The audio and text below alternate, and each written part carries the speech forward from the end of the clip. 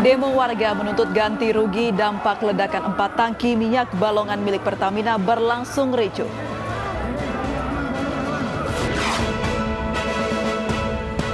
Pemerintah resmi melabeli kelompok kriminal bersenjata di Papua sebagai teroris.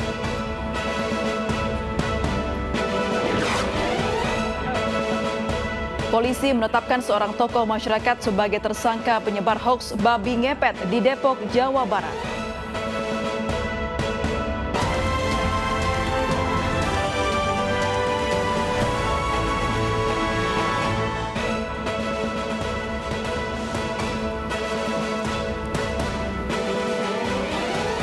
Halo, selamat malam pemirsa. Komisi Pemberantasan Korupsi kembali menetapkan mantan Bupati Talaut Sri Wahyumi yang baru bebas menjadi tersangka dugaan suap dan gratifikasi proyek pekerjaan infrastruktur 2014-2017 di Kepulauan Talaut.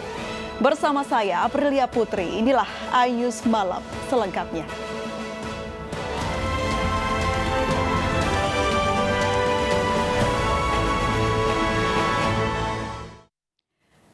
Kita awali informasi malam hari ini. Pemirsa, 3 rumah habis terbakar dan 1 orang tewas di Jalan Merpati, Kabupaten Wajo, Sulawesi Selatan. Api diduga dipicu hubungan pendek arus listrik dari salah satu rumah yang terbakar.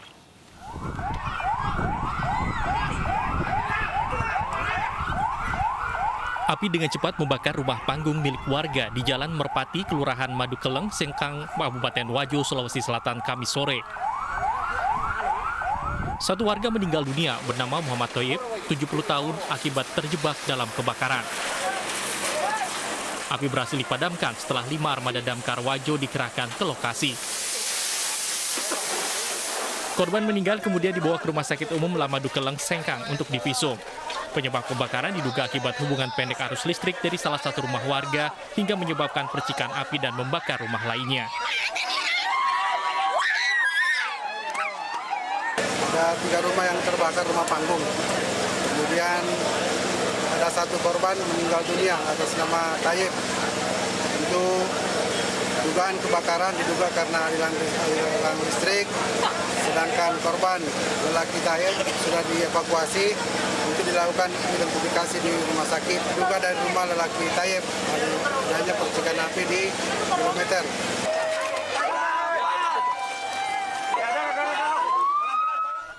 Hingga saat ini korban kebakaran yang selamat hanya bisa pasrah dan menanti bantuan dari pemerintah setempat. Dari Kabupaten Wajo, Sulawesi Selatan, Amnar Sengkang, iNews melaporkan. Pemirsa, demo berujung saling dorong terjadi di gerbang masuk Pertamina RU6 Balongan Indramayu, Jawa Barat. Warga protes terhadap Pertamina karena belum sepenuhnya bertanggung jawab atas dampak kebakaran 4 tangki minyak.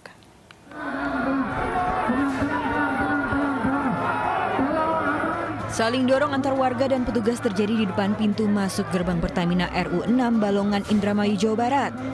Aksi dipicu setelah orasi koordinator aksi yang menuntut ganti rugi dampak ledakan 4 tangki minyak. Keinginan warga untuk memaksa masuk ke area tangki minyak pun diredam petugas. Aksi sengaja digelar tepat 1 bulan setelah peristiwa terbakarnya tangki di area kilang minyak Balongan.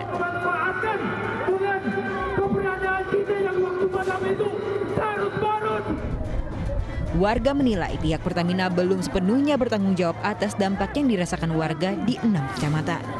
Kami menuntut ganti rugi yang jelas-jelas kami merasakan akibat dari ledakan itu. Bukan hanya sebatas kerugian fisik, tapi juga kerugian yang lainnya. Kerugian imaterial maupun kerugian psikis, baik itu secara langsung ataupun tidak langsung. 29 Maret lalu, 4 tangki di kilang minyak Balongan terbakar hingga menimbulkan ledakan.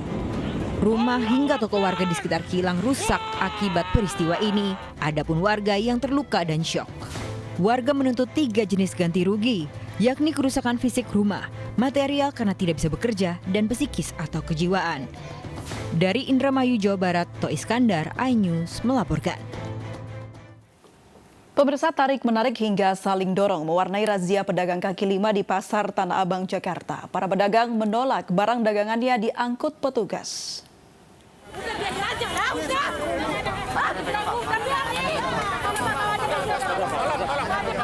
Tarik-menarik antara petugas dengan pedagang kaki lima terjadi saat razia PKL di kawasan Blok G Pasar Tanah Abang, Jakarta Pusat siang tadi. Para pedagang yang berjualan di atas trotoar ini berusaha mempertahankan barang dagangannya agar tidak diangkut petugas. Itu orang yang buka makan itu yang dibuka, itu memadakan puasa orang. Orang mencari kehidupan di busur. Persija menang diadakan pesta, orang selawatan dimasukin penjara. Kericuhan mereda setelah para pedagang merelakan petugas mengangkut paksa atribut pedagang ke atas truk. Menurut Satpol PP, razia ini digelar seiring menjamurnya para pedagang yang nekat berjualan di atas trotoar dan menegakkan Perda nomor 8 tahun 2007 tentang ketertiban umum. Menegakkan Perda 8 tahun 2007 dan aturan PPKM tentang protokol kesehatan di areal Pasar Tanah Abang supaya para pengunjung Pasar Tanah Abang sehat, nyaman, dan tertib. Perda 8 tahun 2007. Petugas pun mengancam akan menindak tegas para pedagang dengan pengangkutan barang paksa jika masih ada pedagang yang tetap berjualan di atas trotoar dan bahu jalan. Dari Jakarta, Rani Sanjaya, iNews melaporkan. Pemirsa, pasca baku tembak antara pasukan gabungan TNI Polri yang tergabung dalam Satgas Memangkawi dengan kelompok kriminal bersenjata organisasi Papua Merdeka, pasukan TNI Polri berhasil menguasai wilayah Desa Boga. 9 anggota KKB dilaporkan tewas, sementara 1 anggota Polri gugur dan 2 lainnya terluka.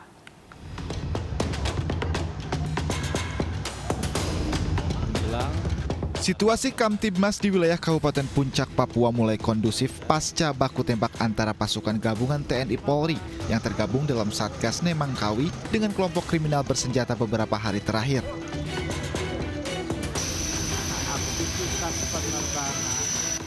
Warga mulai berani kembali beraktivitas, begitupun kegiatan penerbangan di Bandara Ilaga meski dengan pengamanan ketat Satgas Memangkawi.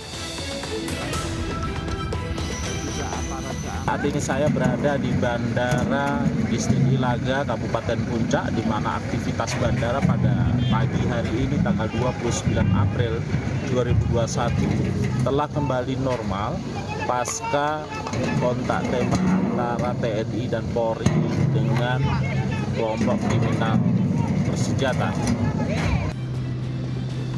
Humas Satgas Memangkawi Kombes Pol Iqbal Al-Kudusi mengatakan kontak senjata antara pasukan Satgas Memangkawi dengan kelompok kriminal bersenjata kembali terjadi pada Rabu 28 April 2021. Saat Satgas menyerbu markas KKB pimpinan Lekakak Telenggen di wilayah Kampung Olenski, Highland, Distrik Gome, Kabupaten Puncak, Papua. 9 anggota KKB dilaporkan tewas dalam penyerbuan itu. Pengejaran kita dari kelompok yang membuat teror di Bioga yang termonitor mereka lari ke wilayah Olenski. Oleh karena itu, aparat TNI Polri langsung melaksanakan penyerbuan ke markas tersebut sehingga terjadi kontak tembak dan mengakibatkan korban baik di KKB yang termonitor oleh alat kami ada 9 orang.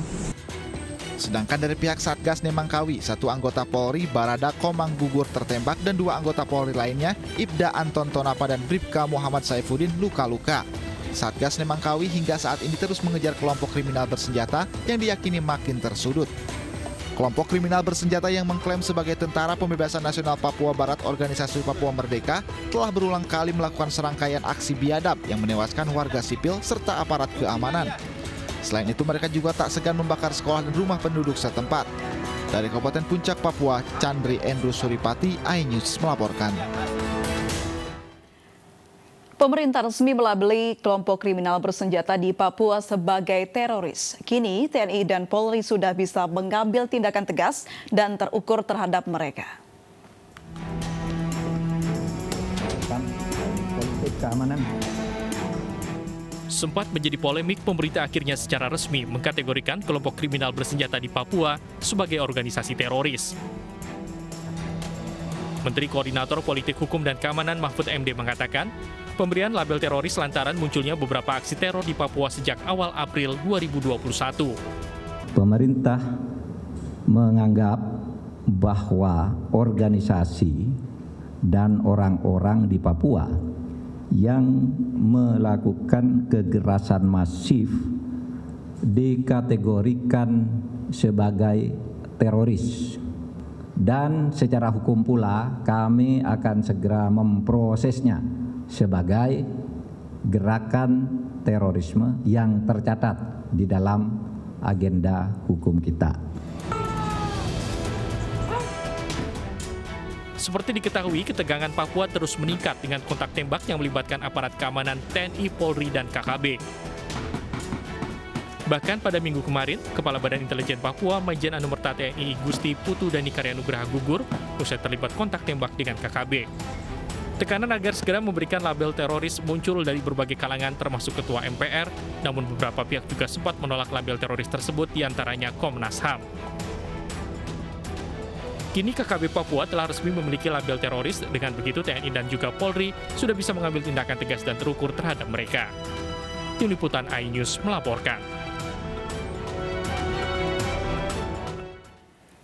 Komisi Pemberantasan Korupsi kembali menetapkan mantan Bupati Talaut Sri Wahyumi jadi tersangka dugaan suap dan gratifikasi proyek pekerjaan infrastruktur 2014-2017. Sri yang baru saja bebas untuk perkara pertama kembali ditahan karena atas kasus kedua karena ditemukan uang 9,5 miliar rupiah.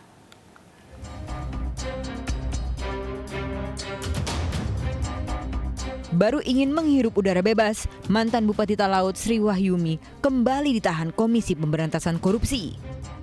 Ia kembali menjadi tersangka untuk kasus kedua dugaan suap dan gratifikasi proyek pekerjaan infrastruktur 2014 hingga 2017 di Kepulauan Talaut. Sebelumnya semalam yang bersangkutan telah keluar dari lapas wanita Tangerang untuk perkara yang pertama, kemudian kami lakukan penangkapan dan dibawa ke KPK dan saat ini ada di rutan KPK dengan keadaan emosi yang tidak stabil gitu ya. Penetapan tersangka ini dari hasil pengembangan perkara suap lelang pekerjaan revitalisasi Pasar Lirung dan Pasar Beo pada 2019.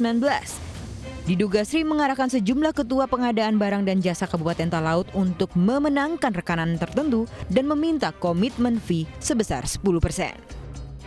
Nah, pada saat itu sebenarnya masih banyak bahan-bahan yang bisa dikembangkan untuk dilihat perkaranya apa. Apakah dalam hal pengadaan barang dan jasa atau dalam hal apa. Nah, akhirnya ditemukan juga, ya ini cukup signifikan, yaitu 9,5 miliar rupiah yang disita dari perkara yang kedua. Itu adalah salah satu kelemahan dari OTT. Sebelumnya Sri divonis 4,5 tahun penjara atas perkara suap lelang revitalisasi di 2 pasar pada 2019. Namun di tingkat kasasi hukumannya dikurangi 2 tahun. Kini Sri kembali ditahan 20 hari ke depan untuk perkara kedua. Dari Jakarta, Lika Priani, Jaka Samsa, Muhammad Firmansyah, iNews melaporkan. Provokator penyerangan Mapolsek Ciracas, Jakarta Timur 29 Agustus 2020, Prada Muhammad Ilham divonis 1 tahun penjara. Kami kembali usai jeda berikut ini.